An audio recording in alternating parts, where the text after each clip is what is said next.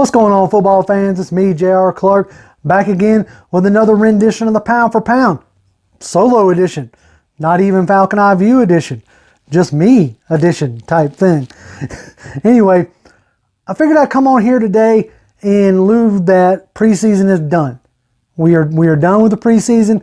We are now on to like week one. We got 2 weeks away. And so I figured I would kind of do a recap, I guess you could say, of some of the highs, some of the lows, and the things that I have taken away from the preseason action.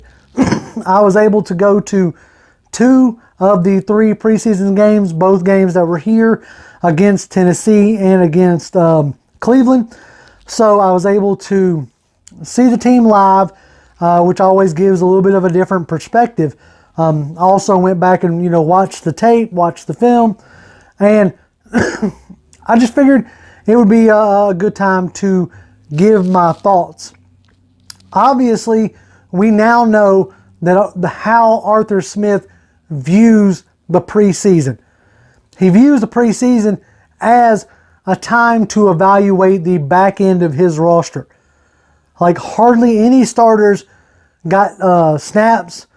Up in the last game last night, you had Kyle Pitts get 1 or 2 snaps. Some of the starting offensive line, Caleb McGarry, Matt Hennessy, they got a grand total of 4 snaps. Matt Ryan didn't even take a single snap. Neither did, I think Mike Davis took 1 snap, but you didn't see Cordell Patterson. You didn't see Deion Jones. You didn't see Grady Jarrett. I'm not 100% sure you even saw Eric Harris in this preseason in any of the games. So that right there lets you know how Arthur Smith views preseason. And it's kind of a new trend with some of these younger coaches. Same thing with Sean McVay out in LA. And the new Chargers coach, McVay's old DC, he did the same deal. I'm not sure any of his starters took snaps. I've heard in more than one broadcast that these coaches, especially this year, with only having 3 preseason games, were really valuing the joint practices. They were looking at joint practices like a controlled preseason game, a more controlled environment where they were able to simulate the things that they wanted to see their starters do. So that may explain why you didn't see Matt Ryan out there. That may explain why you didn't see Calvin Ridley, or you saw Russell Gage for a snap, Olamide Zaccheaus for a play. So for those who think that the starters should have started, it seems like this might be a new philosophy with some of these newer head coaches. Now, whether it pans out or not, that remains to be seen.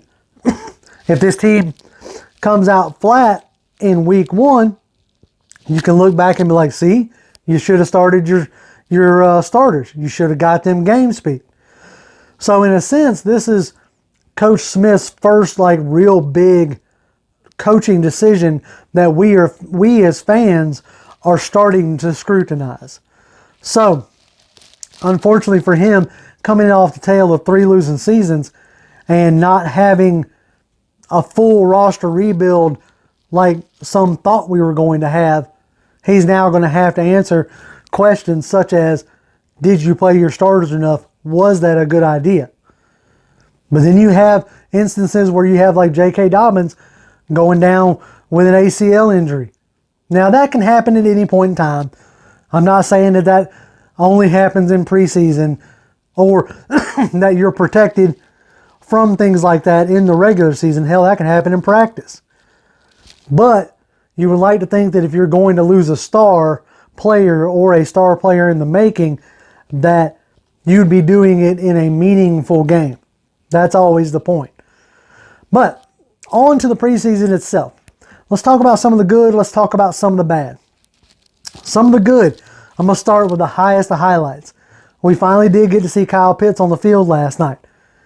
He was in, like I said, on 1 or 2 series. Took the first play of the game. Made it was a really good formation. Like he started on the left end of the formation if you're looking from the quarterback And when the ball was snapped, he come all the way across behind, snuck out, rolled out with Franks. Franks was able to hit him for a 27-yard gain.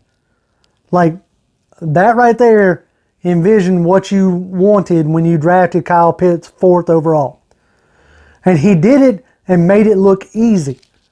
That was a 27-yard gain that he came real close to housing that thing. If he'd have broke through those tackles, he'd have been gone. So that's some of the excitement, and you finally got to validate it to your friends in the office, so to speak, or your friends on the job site, seeing, hey, that's something we can point to. But you got that, and even his statement afterwards was talking about his heart was racing out faster than his legs. So that was good for him to get those jitters out, at least in that setting. He's obviously going to have even more jitters come week 1 when he's in for a full game and a game that counts and in situations that are meaningful.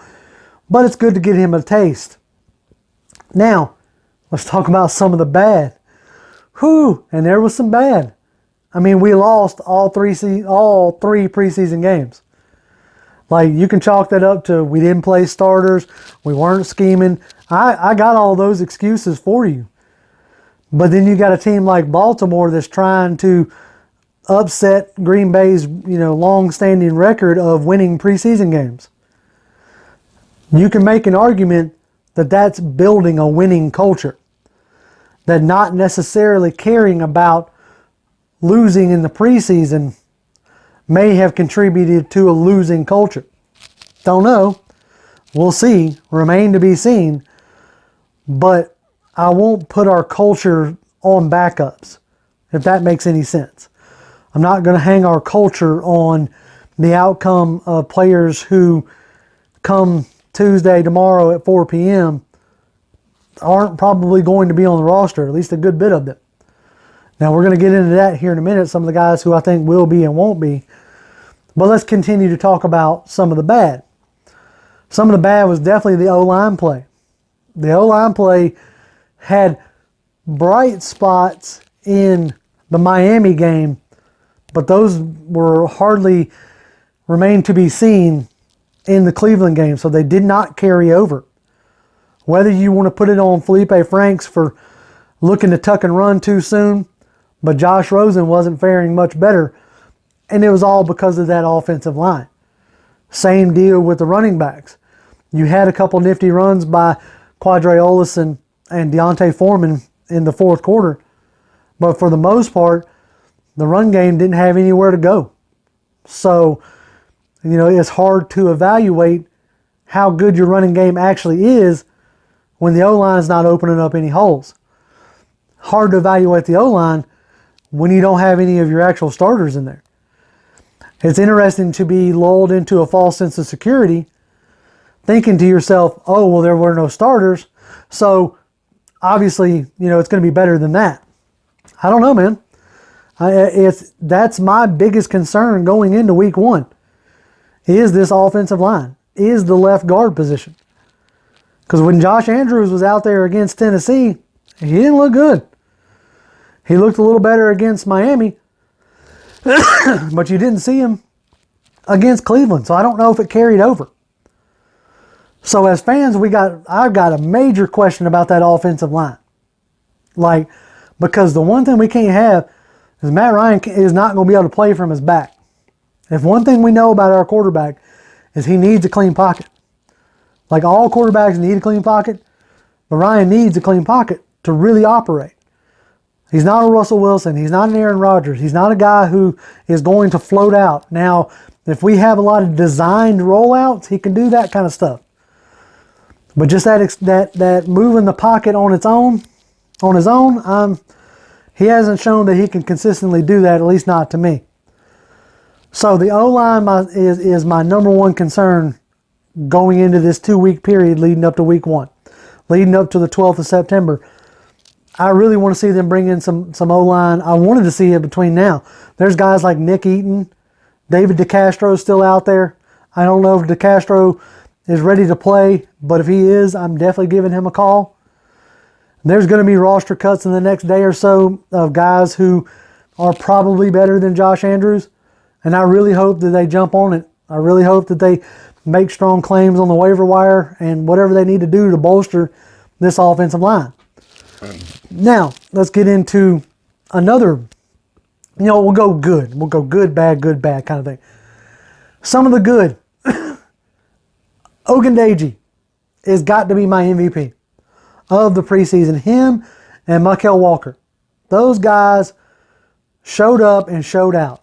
I mean, Ogundeji for a rookie had a half sack, tackles for loss, was batting down passes, just very active, constantly in the backfield. I think we have found another 5th round gem. So I'm super excited about Ogundeji and what he brings to the table. I love the length that he has, those long arms. I love how he uses them to, make sure that the offensive linemen don't get on him. And I think once he figures it out even more, I think he's going to become a consistent rotational player and possibly, starter down the road. I think that he could definitely end up pushing guys like Steven Means, guys like Dante Fowler even. Like, I think he could, by the end of the season, we may be talking more about him than those guys. And I think that's a good thing. You need to hit on some of those late round gems, a la Grady Jarrett. Mykal Walker is showing his versatility that I was excited about when we drafted him last year. Showing his ability in coverage, showing his ability in blitzing, showing his ability to just be there at the right time. I mean, that 4th down play on Hooper yesterday was, it was a great play, getting that ball lodged out of Hooper's hands. So Mykal Walker is really showing to be that Swiss Army knife that I thought he could be. It's going to be interesting to see when the gloves are off and Dean Pease is calling a game, how he ends up using Walker in a game situation week in and week out. So those are some of the good. We'll get back to some more good, but some of the bad.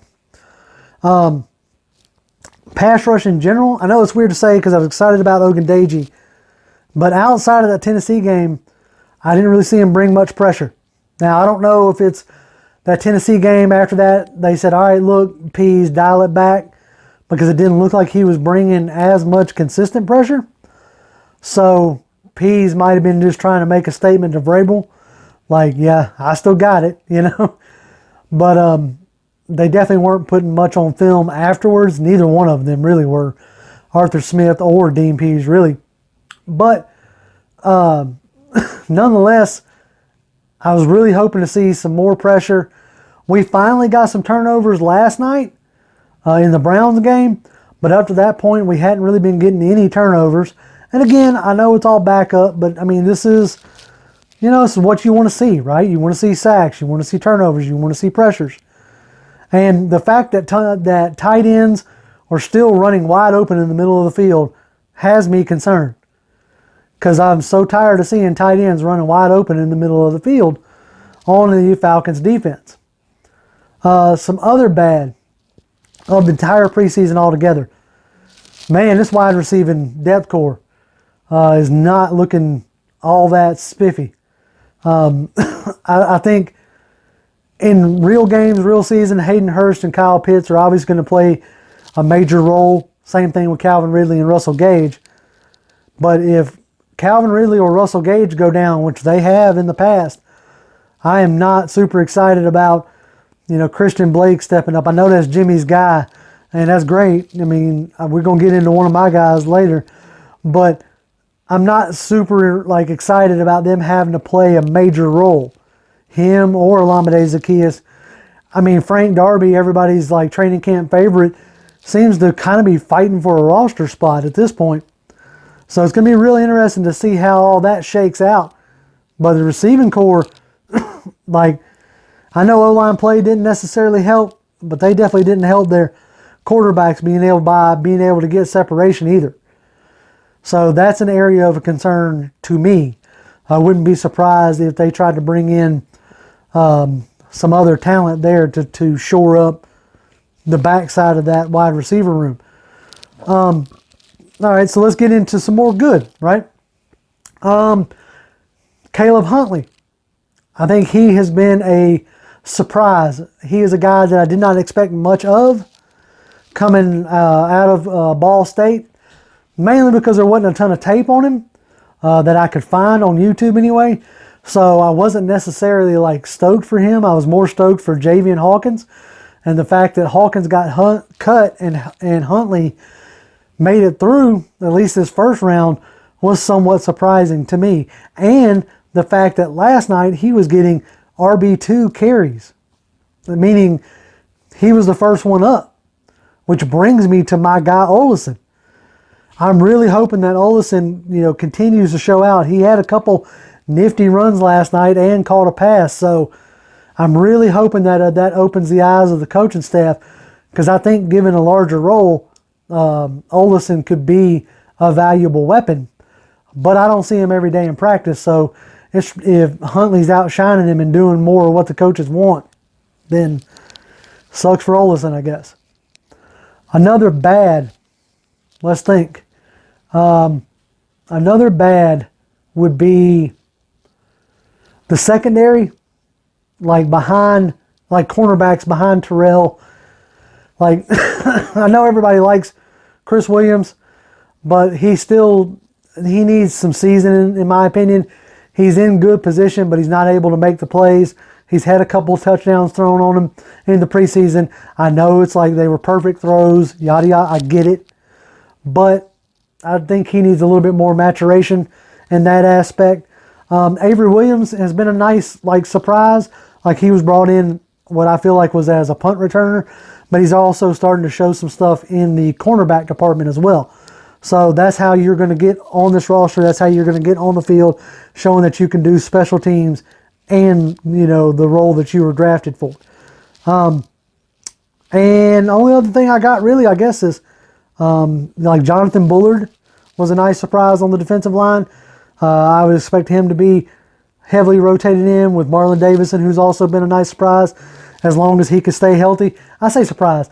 I'm just glad to see Marlon Davidson taking that step, But at the end of the day, like I said, Arthur Smith really used that as an evaluation of the deeper part of his roster. Now, we're going to see if that pays off or not, or if that comes back and bites him in the butt if the team comes out flat in week 1. But we're going to have to wait till week 1 to see. That's all I got for y'all today. As always, follow me on Twitter. I'm at Grim1128. You can catch us live on Wednesday when all the guys are there, or at least all the guys that we can get there, depending on life and things of that nature. But yeah, appreciate it, folks. And as always, Falcons fans, rise up.